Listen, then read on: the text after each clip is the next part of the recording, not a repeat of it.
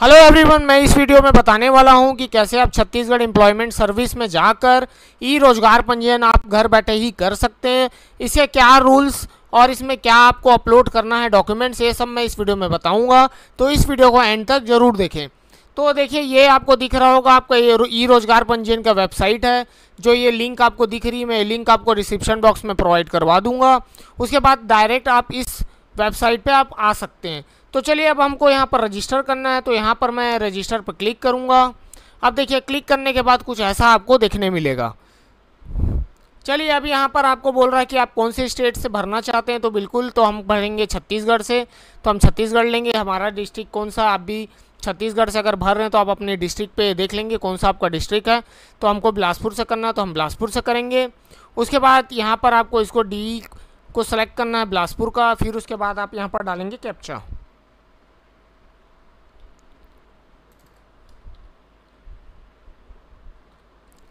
अब यहाँ captcha code डालने के बाद आपको करना है सबमिट। देखिए, यहाँ सबमिट करने के बाद कुछ ऐसा आपको देखने मिलेगा। तो यहाँ पर आप आ सकते हैं। यहाँ पर बोल रहा है आपका फर्स्ट नेम, तो आप अपना फर्स्ट नेम डाल देंगे।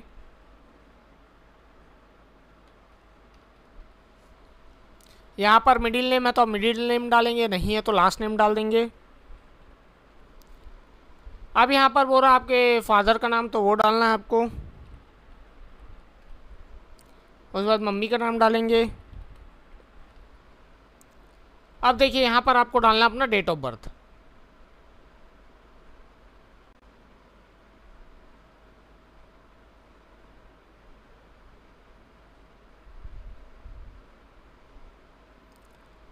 अब यहाँ पर अनमैरिड है तो अनमैरिड, मैरिड है तो मैरिड करेंगे। यहाँ पर कौन सा कास्ट आता है तो वो देख लेंगे।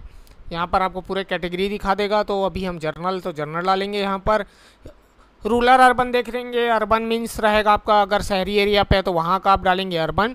अगर मान लीजिए आप गांव वगैरह में रहते हैं या फिर, तो वहाँ डालेंगे आप रूरल। तो अभी हम अर्बन डालेंगे इसको। अब यहाँ अर्बन डालने के बाद आप अपना मोबाइल नंबर यहाँ पर एंटर करेंगे।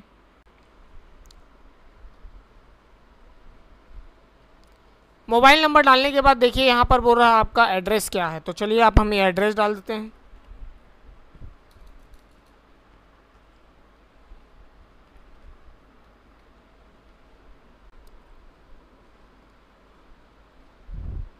अब यहाँ पर आपको डालना है आपका सिटी क्या पड़ता है। चलिए, तो यहाँ पर आपका ब्लॉक पूछ रहा है, तो यहाँ पर आप ब्लॉक पूछ लेंगे अगर आपको पता नहीं होगा। अगर पता होगा तो आप चूज़ कर सकते हो। तो हमारे यहाँ बिलासपुर है तो हम बिलासपुर ही लेंगे। यहाँ पर भी देखिए, विलेज जो हमारा बता रहा है उसको देख लेते हैं। अभी ये देखिए, यहाँ पर बिलासपुर है, उसको बिलासपुर डाल देते हैं। अब यहाँ पर डालना है आपको पिन कोड। अगर आपका पिन कोड नहीं पता, अगर आपके पास एड्रेस आधार कार्ड है तो उस पर आप देख लीजिएगा।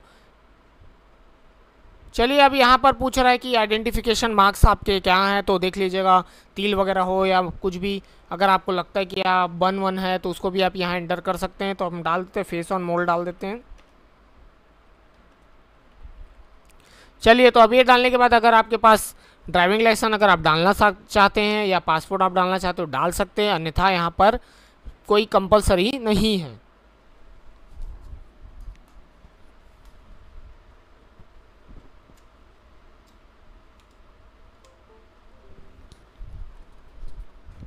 देखिए, अब यहाँ पर बोल रहा है आपको अपलोड करना अपना फ़ोटो। तो यहाँ पर जेपीजी पे बोल रहा है, तो यहाँ पर हम चूज़ करेंगे। देखिए, बता रहा है ओनली फॉर्मेट जेपीजी करके, तो आप सिर्फ उसी को ही बनाएं, पीडीएफ वगैरह ना ले।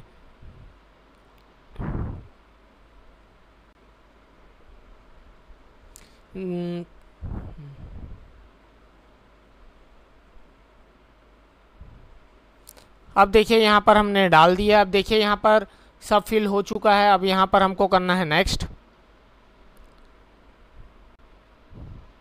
देखिए, अब यहाँ पर एक चीज़ ज़रूरी चीज़ मैं बता दूँ, तो देखिए, ये आपका यूज़र लॉगिन है और ये आपका पासवर्ड है। आप इसको रख सकते हैं। आप इस चाहे तो इसको आप चेंज भी कर सकते हैं। अगर आपको लगता है कि आपसे घूम जाएगा या नहीं है, तो आप यहाँ से भी प्रिंट कर सकते हैं। चलिए, तो फिर आगे बढ़ते हैं। तो चलिए, मैं लॉगिन पेज पे आ जाता हूँ। देखिए, अब ये आ चुका है आपका लॉगिन पेज पे डायरेक्ट। अब देखिए यहाँ पर पूछ रहा है आपके स्कूल के बारे में, एग्ज़ाम आपने कौन सा पास किया है। तो देखिए आपके पास जो 10वीं 12वीं आपने ग्रेजुएशन किया है तो वो सबको ऐड करें।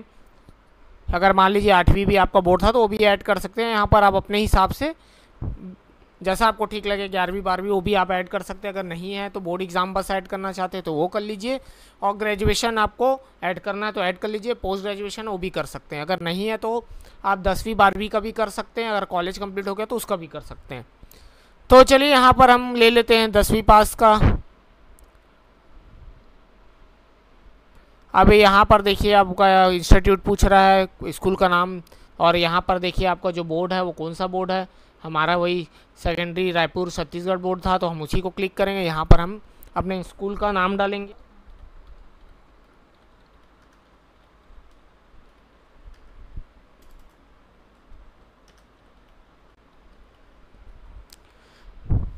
देखिए अब यहाँ पर आपको पासिंग ईयर पूछ रहा है तो आप पासिंग ईयर डालेंगे, 10th का आपका कब का था।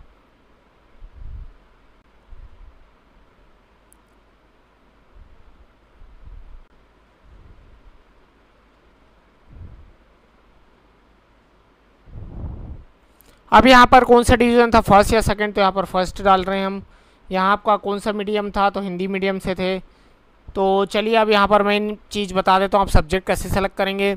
तो यहाँ पर देख लीजिए, आप यहाँ पर नीचे आएंगे तो यहाँ पर देखिए बोल रहा ऑल कंपलसरी सब्जेक्ट 10th के, तो यस करना है आपको, और यहाँ पर करना है मेन। अगर मान लीजिए आपको वो सब्जेक्ट नहीं मिल रहा है तो इनको भी चूज़ करके एक बार देख लीजिएगा। अगर आपका सब्जेक्ट सही मिल जाता है तो आप उस पर ही रहने देंगे। तो अभी हम मेंस में करेंगे। देखिए मेंस में ऑटोमेटिक इसने ले लिया है, हिंदी इंग्लिश मैथ्स सब चीज़। अब इसको आपको करना ऐड। अब चलिए ऐड करने के बाद अब हम आ जाते हैं यहाँ पर 12th का ले लेते हैं। हमारा 12th पास है तो 12th भी कर सकते हैं। आप देखिए यहाँ आर्ट्स कॉमर्स, यहाँ पर साइंस सब दिखा रहा, तो हमने कॉमर्स किया। मान लीजिए आर्ट्स है तो आप आर्ट्स ले सकते हैं। तो अभी हम लेंगे कॉमर्स। कॉमर्स के बाद फिर यहाँ डालेंगे आप अपना स्कूल का नाम। उसके बाद आपने कब पास आउट किया था 12th, अब उसको डालेंगे। उसके बाद डिवीज़न क्या था आप उसको देख लेंगे। यहाँ पर आप डाल दीजिए परसेंटेज आपका। फिर यहाँ पर आप देखिए आप सब्जेक्ट सेलेक्ट करेंगे यहाँ पर, तो आप खोज सकते हैं, थोड़ा सा आपको मिल जाएगा। अपना अकाउंटेंसी था तो उसी को ही ले लेते हैं, और यहाँ पर मेंस में हम क्लिक कर लेते हैं और यहाँ पर सिंक कर लेते हैं। देखिए आ गया अकाउंटेंसी का, यहाँ पर आ गया है तो उसको भी हम कर लेते हैं ऐड।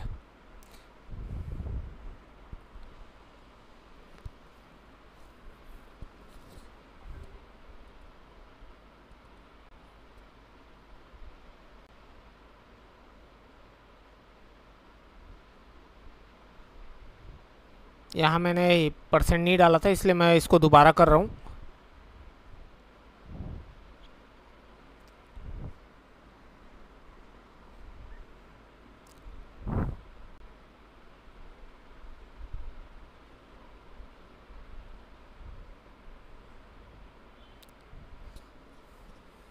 देखिए अब ऐड होने के बाद ऐसा आपको दिखा रहा है। तो वैसे ही आप मान लीजिए ग्रेजुएशन कर लिए हैं आप, तो यहाँ पर देखिए हम बीकॉम से करें, पार्ट 1 पार्ट 2 भी है, तो हम सीधा हम डायरेक्ट डालेंगे बीकॉम। बीकॉम डालने के बाद यहाँ पर हम लिख देंगे कॉलेज का नाम।